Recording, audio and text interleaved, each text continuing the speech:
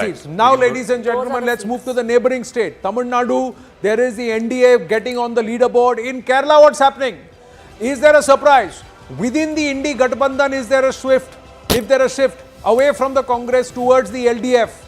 And what about the N.D.A.? The N.D.A. is breaking into Kerala also, ladies and gentlemen. This is the number 1 to 3 seats. So it is definitely winning 1 seat.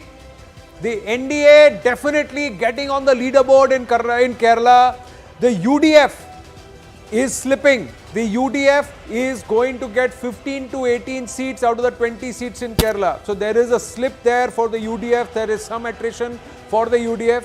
And look at the vote share. The LDF clawing back in terms of vote share, 36%. The N.D.A. getting a 16% vote share. This is a big up from about 11% the last time around to 16% this time around. Others is 3%. My memory serves me right. Last time the N.D.A. was around 11% or 15%. 15%. The BJP on its own had 13%. The BDJS had 2%. But I think the fact that the N.D.A. could potentially open its account, and in this case, I think it's more BJP and less its ally.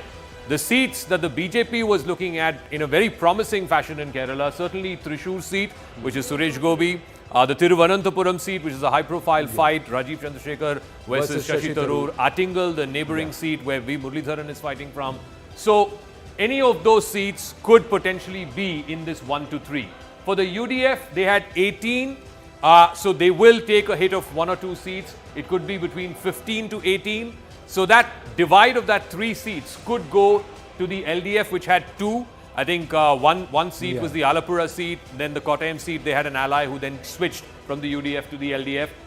So the LDF could gain that between 2 to 5, and of course, one of the gains could go to the N.D.A. Again, if the N.D.A. opens its account in Kerala, it's a huge thing. They've been trying from O. Rajagopal's time in the Thiruvananthapuram seat. But this time, like I said, if these numbers hold, if the News18 exit poll numbers hold, then the lotus would have bloomed in God's own country. No, here is the story in Tamil Nadu and in Kerala is 1 seat is guaranteed. An earthquake in Kerala if that number holds. 1 to 3. 1 to 3, 1 to 3 for N.D.A. Because see, in Tamil Nadu, even though it's a virgin territory for BJP, it's won in Tamil Nadu in the past. Before, yes, 10 years correct. before, in Kanyakumari and so on. Yeah. Kerala, they've never won, and in Kerala, the RSS has been trying for a very long time. The BJP has been trying to break through to Kerala for a very long time, and always they've been just short of the threshold. They've been at 26, 27, 28% of the vote in 5 or 6 seats. So if they break through this time, that's huge. And but this is also a bit of a worry for Pinarayi. The Congress there. Of course. Bit of worry for Pinarayi Vijayan and the LDF because they are not making big inroads into the UDF seat share. So from a left point of view, it's not encouraging in Kerala. No, that's okay. I mean, the reasons are basically different for that. But however, I.N.D.I.A. is doing well in Kerala, and I do not agree with the Tamil Nadu theory at all. Very strong Dravid undercurrents in the Dravidian movement was re-energized this time. Okay, strategically done by DMK, by Mr. Stalin, by many others. If you're thinking that something is going to happen, it won't happen. No, but the India Alliance is still winning 36 at the minimum. It's a question of whether the BJP is opening its account in Tamil Nadu and in Kerala. And in both cases, they are already on the leaderboard. They're not zero with the first 2 states. They were zero the last time around. You see, the Tamil Nadu politics and the DMK and the Dravidian politics dominated the national media space this time for months. In phase 1, may I make a point here? May I make a larger point here? Looking at the 2 states that have come so far, which is Tamil Nadu and Kerala.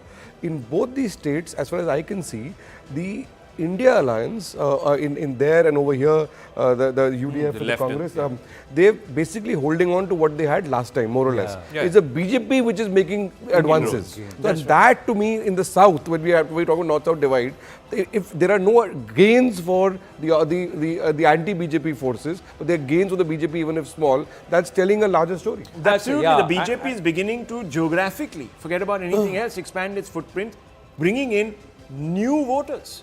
And that means that it could become, and it is obviously emerging as now the default party of governance across the nation. The bedrock of the story, or from the I.N.D.I.A's narrative, is that there is anti-incumbency.